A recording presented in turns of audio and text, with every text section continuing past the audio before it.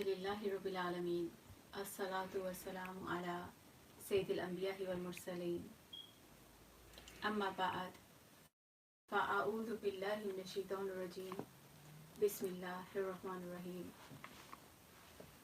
محترم ناظرین سامعین، آپ سب کو میرے سے پیار بھرا سلام۔ امید کرتی ہوں آپ سب خیریت سے ہوں گے۔ رمضان مبارک کا مہینہ ہے، برکتوں والا مہینہ ہے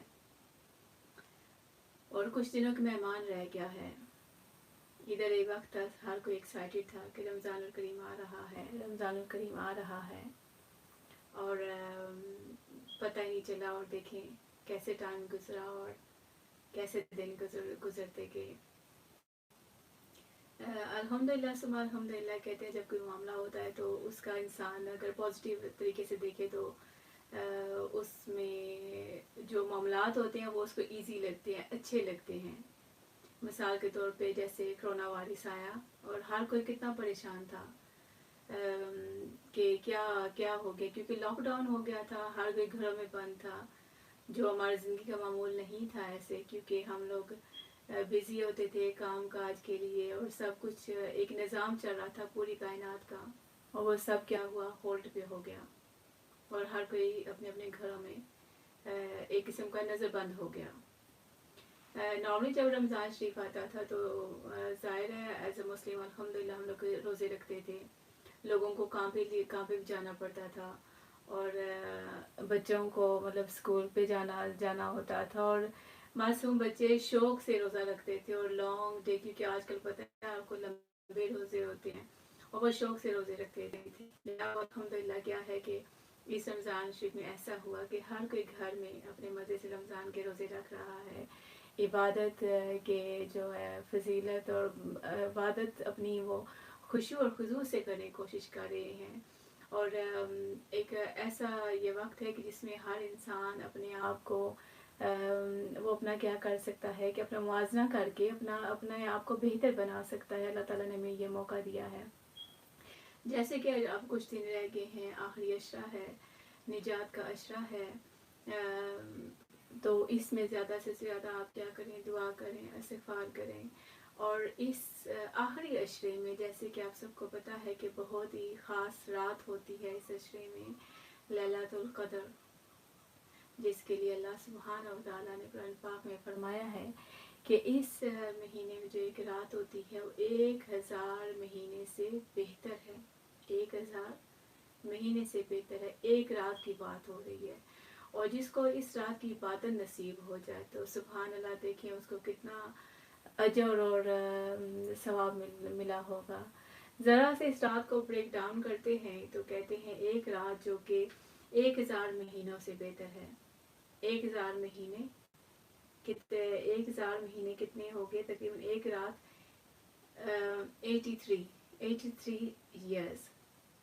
ایک رات ایسے ہے کہ جیسے کسی نے 83 سال عبادت کی، 83 ایئرس اس نے عبادت کی۔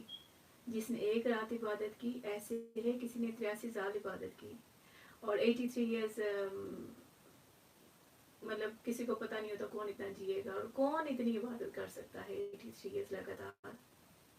اگر اس کو بریک ڈاؤن کیا جائے تو ایک رات کے بجائے اگر 1 گھنٹہ کیا جائے تو 1 گھنٹہ اگر اسی کا موازنہ کریں تو کتنا بنتا ہے؟ 1 گھنٹہ اگر ہم عبادت کریں گے تو ایسے ہوگا کہ 9 سال اور 8 مہینے جیسے کسی نے عبادت کی۔ اگر کسی کو یہ رات نصیب ہوگی، اس نے اس کی عبادت کی 1 گھنٹہ، تو اس کا یہ ہوگا جیسے اس نے 9 سال عبادت کی، 9 سال اور 8 مہینے عبادت کی۔ اگر اسی کو ہم اور بریک ڈاؤن کریں، 1 منٹ پہ لے کے آئیں، اگر کوئی اس رات 1 منٹ عبادت کرتا ہے تو وہ ٹائم اگر اسپینڈ کتنا ہوگا؟ 58 ڈیز۔ مطلب 1 منٹ میں کیا ہو سکتا ہے کہ ایک تصویر نہیں پڑھی جاتی، لیکن 1 منٹ میں اگر آپ اللہ اللہ کا ذکر کریں گے، کچھ بھی کریں گے، پڑھیں گے، عبادت کریں گے تو کیا ہوگا؟ آپ کو 58 ڈیز کا ثواب ہوگا۔ اگر گھنٹے سے بریک ڈاؤن ہو کے تو ہم اگر آئیں اس کے 1 منٹ سے بریک کر کے 1 سیکنڈ بھی اگر ہم جب آئیں، 1 سیکنڈ اگر کوئی عبادت کرے گا تو اس کو ریوارڈ کیا ہوگا؟ 22 گھنٹوں کا۔ دن اور رات ملا کے 24 گھنٹے بنتے ہیں، اور 24 گھنٹوں میں جو ہم پر فرض نماز ہے 5 نمازیں ہیں، اگر وہ ہم عبادت خشوع اور خضوع سے ادا کریں تو گھنٹہ بھی نہیں لگتا، گھنٹہ بھی نہیں لگتا. اور یہ کہتے ہیں اگر 1 سیکنڈ آپ عبادت کریں گے آپ کو 22 گھنٹوں سیکنڈ کی عبادت کریں گے تو آپ کو 22 گھنٹوں کا ریوارڈ ملے گا. سبحان اللہ. تو اس رات میں خصوصاً اپنے لیے، اپنے اہل و عیال کے لیے، اپنے عزیز و اقارب کے لیے، اپنے محلے داروں کے لیے، اسپیشلی اپنے مرحومین کے لیے، اپنے استادوں کے لیے، اپنے والدین کے لیے ضرور دعا کریں، کیونکہ ہمیں ایک اچھا انسان بنانے والے 2 انسان ہوتے ہیں. میں ہمیشہ اپنے اسٹوڈنٹ سے کہتی ہوں آپ کو 2 ایسے جو ہوتے ہیں بندے جو آپ کو اچھا انسان بننے میں مدد کرتے ہیں، ایک آپ کے والدین اور ایک آپ کے استاد. تو بچوں کو یہی کہتی ہوں استاد کا مطلب یہ ہی نہیں کہ اسلامی ٹیچر ہی صرف آپ کے مدرسہ کے ٹیچر یا ایسے اینی استاد جس سے بھی آپ کچھ بھی سیکھتے ہیں وہ آپ کے ٹیچر ہیں. اور جب آپ کی آنکھوں میں ان کی رسپیکٹ ہوگی تو آپ بہت کچھ سیکھیں گے، اور جب آپ کی آنکھوں میں رسپیکٹ نہیں ہوگی تو آپ کچھ نہیں سیکھ سکتے. تو میں انہیں کہتی ہوں اگر آپ کی آنکھوں میں ادب ہے اپنے استاد کے لیے، اور آپ کے ٹیچر آپ کے کمرے میں آیا اور وہ پورا گھنٹہ بیٹھا رہا، اس نے کوئی بات نہیں کی لیکن ایک صرف لائن اس نے بولی، اگر آپ کے دل میں ادب ہے اس کے لیے تو آپ اس سے ایک لائن سے بہت کچھ سیکھ سکتے ہو. اگر آپ کے دل میں ادب نہیں استاد کے لیے تو کوئی استاد آیا آپ کے کمرے پورا گھنٹہ اس نے آپ کو پڑھایا لیکن آپ کے پلے ایک لفظ بھی نہیں پڑے گا.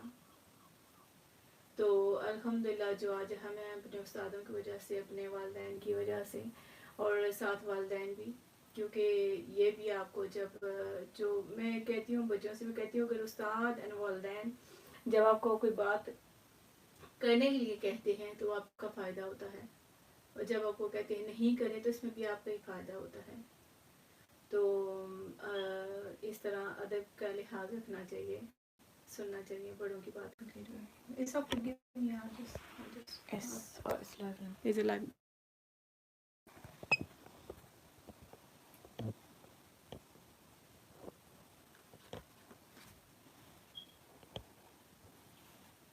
okay sorry about this.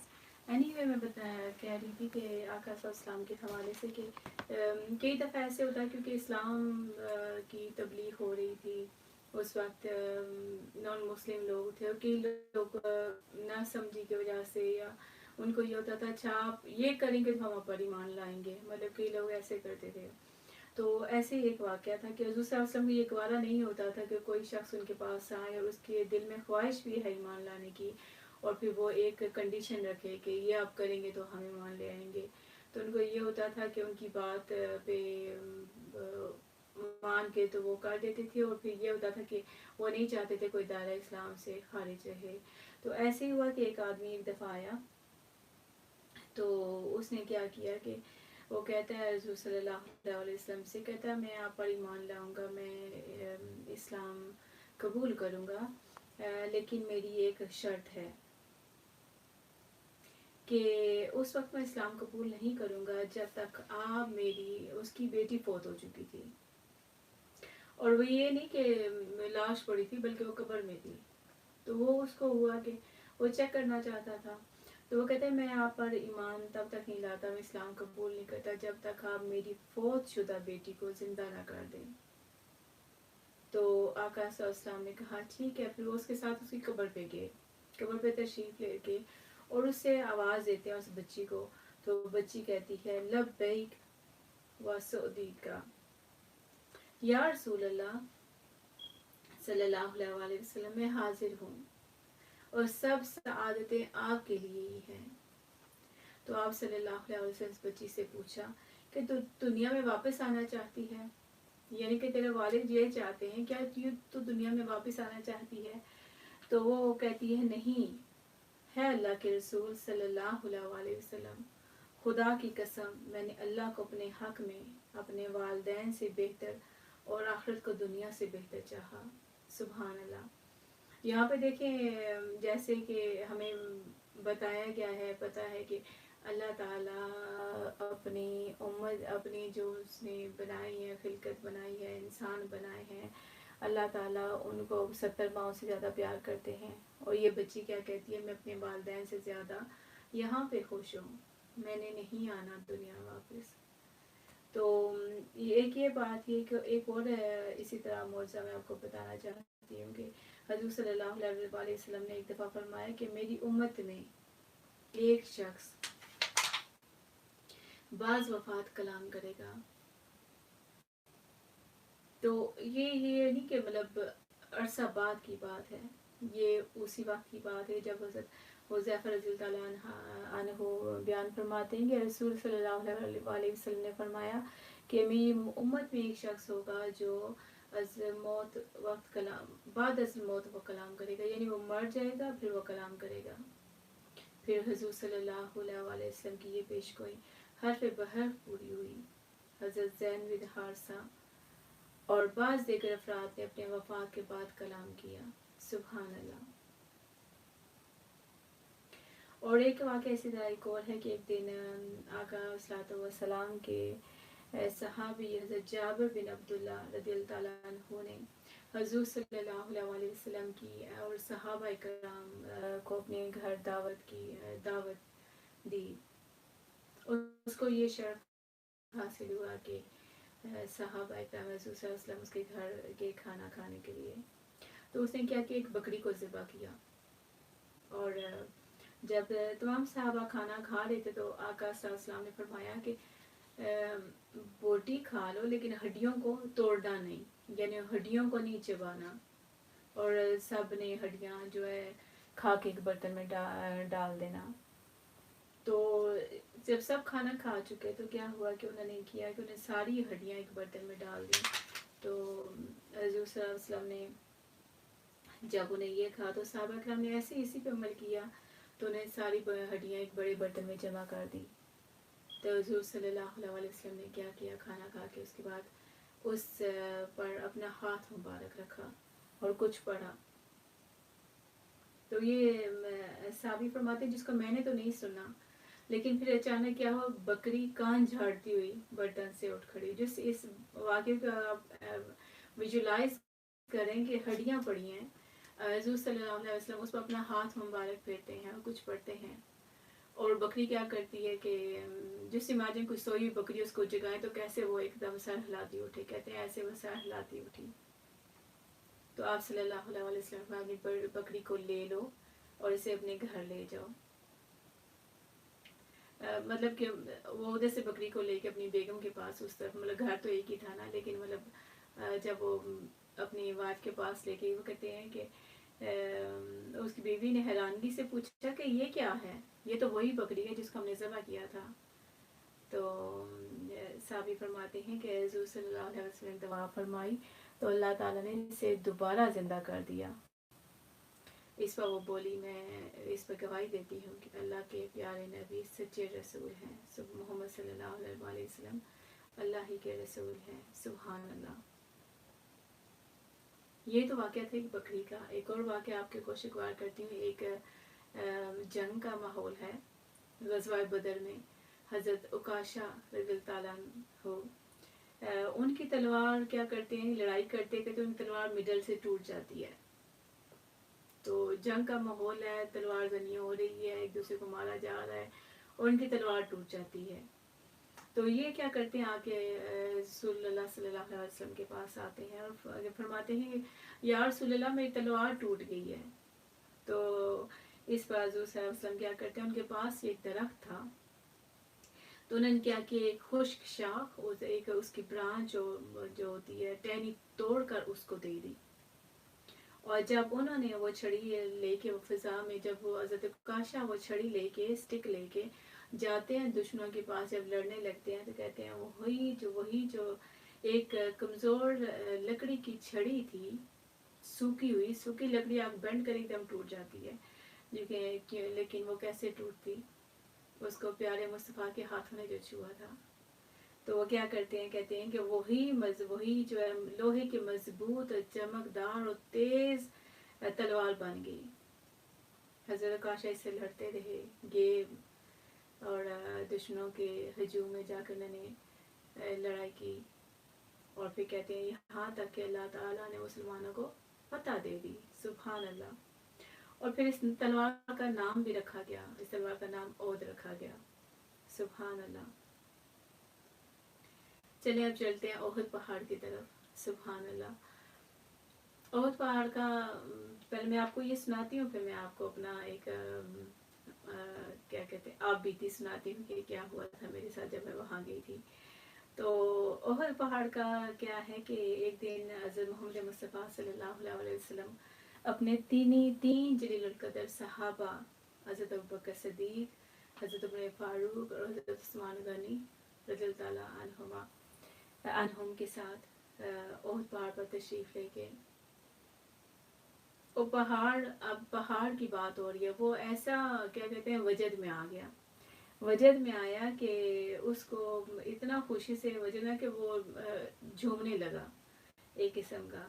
تو اس پر عالم وجد میں لرزہ سا طاری ہو گیا. تو اس پر تاجدار کائنات صلی اللہ علیہ وسلم قدم مبارک سے اس سے تھوڑا سا تھپکا کے اور ارشاد میں ہے جبل احد ٹھہر جا کہ تیرے اوپر نبی، صدیق اور شہید جلوہ گر ہیں.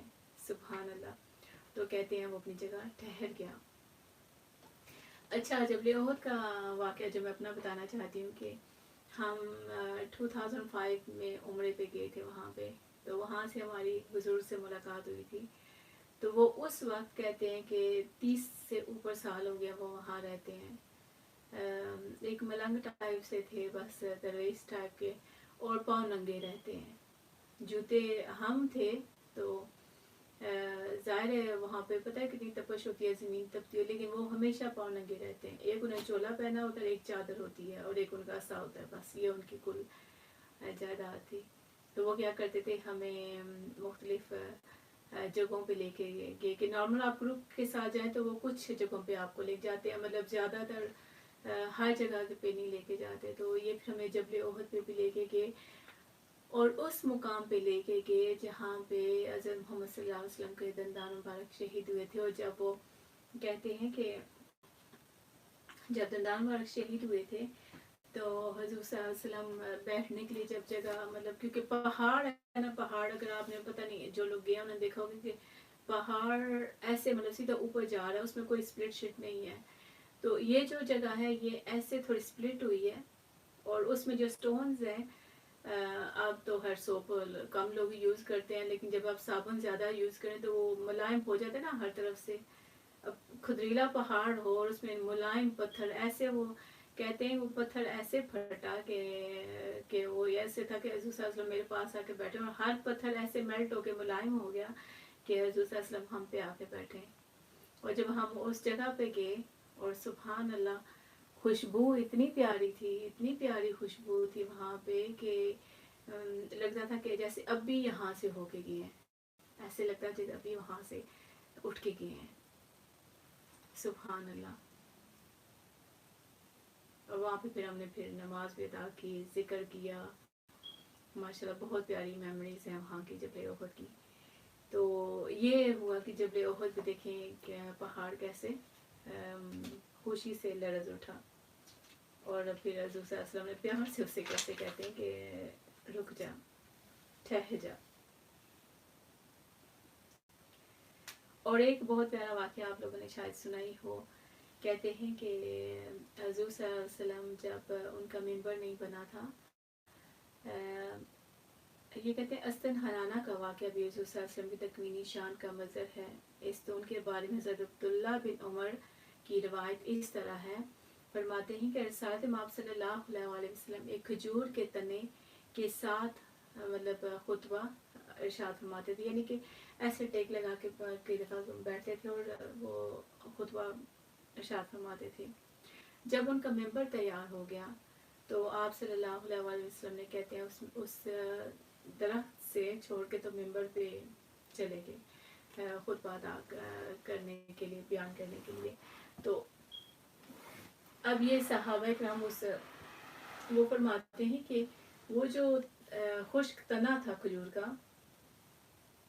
وہ ایسے بلک بلک کے رویا کہ جیسے کوئی بچہ روتا ہے.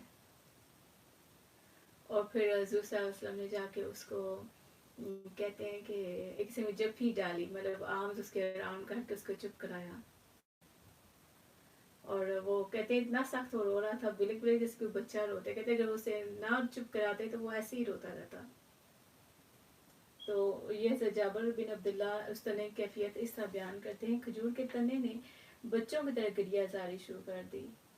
تو حضور صلی اللہ علیہ وسلم منبر سے اتر کر اس کے قریب کھڑے ہو گئے، اسے اپنے آغوش میں لے لیا. سبحان اللہ، دیکھ لیں پیار کہتے ہیں اگر دل سے کریں تو کیا کیا اس کا مطلب اس کو اتنا عشق تھا حضور صلی اللہ علیہ وسلم سے کہ بلک بلک کے رونے لگا. حضور صلی اللہ علیہ وسلم اس پر اتنا پیار آیا کہ اس کے پاس جا کے اس کو آغوش میں لے لیا.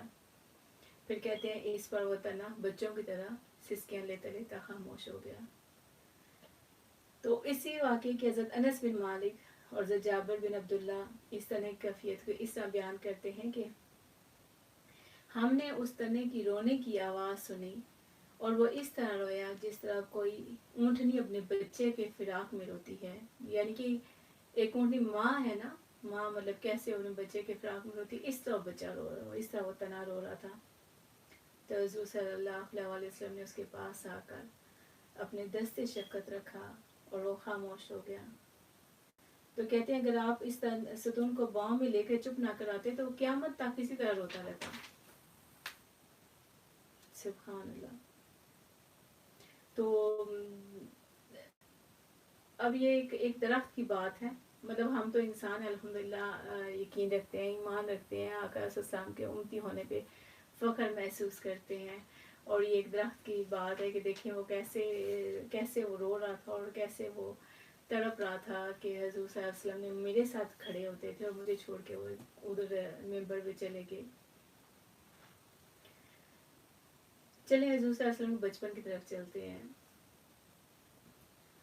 کہ عرب میں یہ دستور ہوتا تھا کہ جب بچے پیدا ہوتے تھے تو باہر گاؤں سے مطلب لوگ آتے تھے اور وہ بچوں کو لے جاتے تھے. اور یہ ہوتا تھا کہ بچے وہاں سے گاؤں میں کھلی فضا ہوتی تھی، گرینری ہوتی تھی، تو بچے وہاں پہ جب جاتے تو وہ صحت مند اور توانا ہوتے، اس لیے یہ اپنے معصوم چھوٹے چھوٹے بچوں کو عرب کے لوگ دے دیتے تھے. تو یہ حضرت حلیمہ سعدیہ کا واقعہ ہے کہ وہ اپنے شوہر حضرت حارث بن عزا قبیلہ ابو سعد کے ساتھ کے لوگوں کے ساتھ جب وہ اپنے گاؤں سے نکلے تو حلیمہ رضی اللہ تعالیٰ عنہا کی گود میں ایک چھوٹا بیبی تھا، شیخوار بچہ تھا، اور ان کے پاس ایک خچر اور ایک کمزور سی اونٹنی تھی. تو راستے میں یہ دونوں اپنے قافلے سے پیچھے رہ جاتے تھے. تو قافلے والے نے بار بار کہتے کہ جلدی آؤ، آپ لوگ پیچھے رہ رہے ہو، آپ لوگ پیچھے رہ رہے ہو. تو پھر کیونکہ ان کی جانور ویک تھے اور یہ لوگ اپنی رفتار سے چل رہے تھے، خیر لالا کرتے یہ لوگ مکہ شریف پہنچے. تو کیونکہ دوسرے قافلے والے جب یہ بچوں کو لیتے ہیں تو دیکھتے ہیں کہ امیر لوگ کون ہیں کہ سارے جن کے بچے وہ لیں گے تو وہ ان کو زیادہ چیزوں سے نوازیں گے، تحفے تحائف ملیں گے، مطلب جو کچھ اس زمانے میں ہوتا تھا وہ ملے گا. تو حضور صلی اللہ علیہ وسلم یتیم تھے تو اس طرف کوئی نہیں گیا. کہ تو حلیمہ سعدیہ کے نصیب جو کھلنے تھے، جب یہ وہاں پہ پہنچی پتہ لگا کہ سارے بچے تو چلے گئے ہیں، صرف ایک یتیم بچہ رہتا ہے. تو وہ ان کے در پہ جاتی ہیں تو پھر وہ آقا صلی اللہ علیہ وسلم کو لیتی ہیں اور پھر واپس آتی. وہ انہیں لے کے جب اپنے خیمے واپس آتی ہیں کیونکہ دنوں کا سفر تھا، تھکاوٹ تھی، مطلب کھانے پینے کے لیے کچھ نہیں تھا، جانور وہ ان کے پاس بھی دودھ نہیں تھا، نہ ان کے اپنے پاس تھا دودھ. تو جب یہ حضور صلی اللہ علیہ وسلم کو لے کے اپنے گھر گئی تو دونوں بچوں نے سیر ہو کے دودھ پیا ماشاءاللہ، اور اونٹنی اس کے بھی تھن بھر گئے. پھر اسے دونوں ہسبینڈ وائف نے دودھ پیا اور یہ لوگ واپس اپنے گاؤں طرف چلے. تو دوسرا جو ان کا قافلہ جو تھا وہ ان سے پہلے ہی جا چکا تھا، وہ راستے میں وہ ان کے تھے، یہ لوگ پیچھے سے جا رہے تھے. اچھا وہ لوگ ابھی راستے میں ہی ہیں اور یہ لوگ ان کو پاس کر رہے ہیں، آگے جا رہے ہیں. تو یہ لوگ اپنے گھر پہلے پہنچ جاتے ہیں پھر کیا ہوتا ہے کہ آقا صلی اللہ علیہ وسلم کی برکت سے ان کے گھر میں ہر چیز کی فراوانی ہو جاتی ہے. جانور جو ہیں وہ تندرست ہو جاتے ہیں. تندرست کیسے پتہ نہیں صحیح بولا, تندرست ہو جاتے ہیں. یس, تندرست ہو جاتے ہیں. اور کیا کرتے ہیں, اچھا پھر وہ دودھ بھی زیادہ دینے لگ پڑتے ہیں. اور یہ پھر کیا کرتے, جب خود ان کا اپنا استعمال کرنا ہوتا کر لیتے, باقی یہ محلے میں بانٹ سب کو اعلان کر دیا آ کے دودھ لے جاؤ جس کو جتنا چاہیے. یہ میں بتا رہی ہوں معجزات, دیکھیں بھی یہ بیبی ہیں حضور صلی اللہ علیہ وسلم, اس وقت کی بات کر رہی ہوں. پھر محلے والے دیکھتے ہیں کہ حلیمہ کی تو بکریاں اتنی تندرست ہو گئی ہیں, دودھ اتنا دے رہی ہیں, یہ کیا ہو رہا ہے. انہیں نہیں سمجھا کہ اس کی بکریاں کہیں اور جاتی ہوں گی چرنے کے لیے, تو ہم بھی اپنی بکریوں کو وہی بھیجیں. لیکن پھر بھی ان کی بکریاں حلیمہ کے حضرت حلیمہ رضی اللہ عنہا کے مقابلہ نہیں کر سکیں. تو پھر ایک بات یہی نہیں, ایک بات یہ بھی ہوئی کہ کہتے ہیں کہ اس وقت بسم اللہ, اس وقت یہ ہوتا تھا کہ لوگ دیوں میں جلاتے تھے, چراغ دیوں میں جلاتے تھے, اور رات کو جب سونے لگتے تو بند کر دیتے اپنے اپنے دیے. تو حضرت حلیمہ سعدیہ کے محلے دار دیکھتے کہ رات بھی ہو گئی ہے اور اندر سے ان کے روشندانوں سے یا ونڈوز سے لائٹ چھن چھن کے باہر آ رہی ہے, مطلب جیسے اتنا تیز پاور کا مطلب اندر لائٹ لگی ہے کہ باہر بھی روشنی آ رہی ہے. تو وہ حیران ہوتے کہ کیا ہو رہا ہے حلیمہ کے ساتھ, یہ تو اتنی غریب ہوتی تھی. اور یہ ہوتا تھا. پھر ایک دن ان کی سہیلیوں سے رہا نہیں گیا, تو وہ حضرت حلیمہ سعدیہ سے پوچھتی کہ ہے حلیمہ تو کیا کر رہی ہے, کیسے اتنی امیر ہو گئی ہے کہ تیرے گھر میں تو سارا دیے جلائی رکھتی ہے اور تو بند نہیں کرتی. اور یہ وہ کہتی ہے, وہ نے اپنے گھر پہ لے کے یہ کہتی ہے کہ خدا کی قسم میں کوئی دیے نہیں جلاتی, میں تو یہ جو روشنی میرے گھر سے آتی ہے وہ اس پیارے ننھے سے بچے سے آتی ہے. سبحان اللہ. تو محمد مصطفیٰ صلی اللہ علیہ وسلم کے ان کے نور کی وجہ سے اتنی ان کے گھر میں روشنی تھی. اور نور کی ایک اور بات آپ کے گوشے کو سیدہ عائشہ رضی اللہ عنہا کہتے ہیں ایک دفعہ سحری کا وقت تھا, تو وہ کچھ سی رہی تھی. تو کیا ہوتا ہے, ان کے ہاتھ سے جو سوئی ہوتی ہے وہ گر کے نیچے, ان کے ہاتھ سے پھسل کے نیچے گر جاتی ہے. تو وہ کیا کرتی ہیں کہ اب وہ ڈھونڈ رہی ہیں تو انہیں مل نہیں رہی کہ سوئی کے کیا مطلب ان کو سوئی نہیں مل رہی. تو اتنے میں کیا ہوتا ہے کہ حضرت محمد مصطفیٰ صلی اللہ علیہ وسلم وہ کمرے میں تشریف لاتے ہیں. تو سیدہ سے پوچھتے ہیں کہ کیا ڈھونڈ رہی ہیں, تو وہ فرماتی ہیں کہ یا رسول اللہ صلی اللہ علیہ وسلم سوئی گر گئی ہے, وہ ڈھونڈ رہی ہوں. تو آقا صلی اللہ علیہ وسلم مسکراتے ہیں, تو جب مسکراتے ہیں تو ان کے منہ سے نور کی شعائیں نکلتی ہیں ایسی کہ وہ پھر سوئی ڈھونڈ لیتی ہیں. سبحان اللہ. اندھیرا کمرہ ہے, حضور صلی اللہ علیہ وسلم اندر آتے ہیں, چہرہ مبارک خدان مبارک سے روشنی نکلتی ہے, وہ سوئی ڈھونڈ لیتی ہیں. تو یہ معجزات تو مطلب لاتعداد کیا کہ انگنت ہیں. تو انشاءاللہ میں کیا کروں گی کہ اسی ٹاپک کو اگلے ہفتے بھی کنٹینیو رکھوں گی انشاءاللہ. آپ مجھے اپنی دعاؤں میں ضرور یاد رکھیے گا.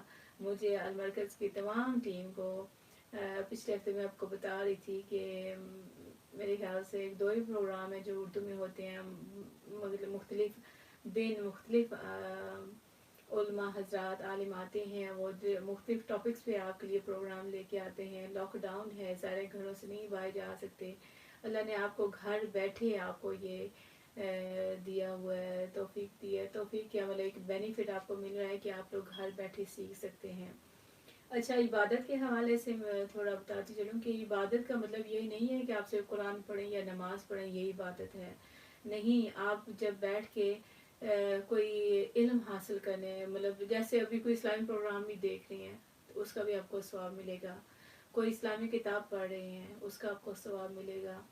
قرآن پاک ہمارا عموماً لوگوں کا یہ ہوتا ہے کہ ریس لگی ہوتی ہے کہ ہم نے اتنے قرآن پاک ختم کیے, ہم نے یہ کیا وہ کیا. نہیں, اللہ تعالیٰ کہتے ہیں اگر آپ ایک بندہ ایک آیت پڑھے, اس کی ٹرانسلیشن سے پڑھے, تفسیر سے پڑھے, سمجھ کے پڑھے, وہ ایک آیت بہتر ہے آپ اس کے بجائے 3 4 5 جتنے اس پارے پڑھیں، مطلب ایک آیت سمجھ کے پڑھیں تو وہ آپ کے لیے بہتر ہے.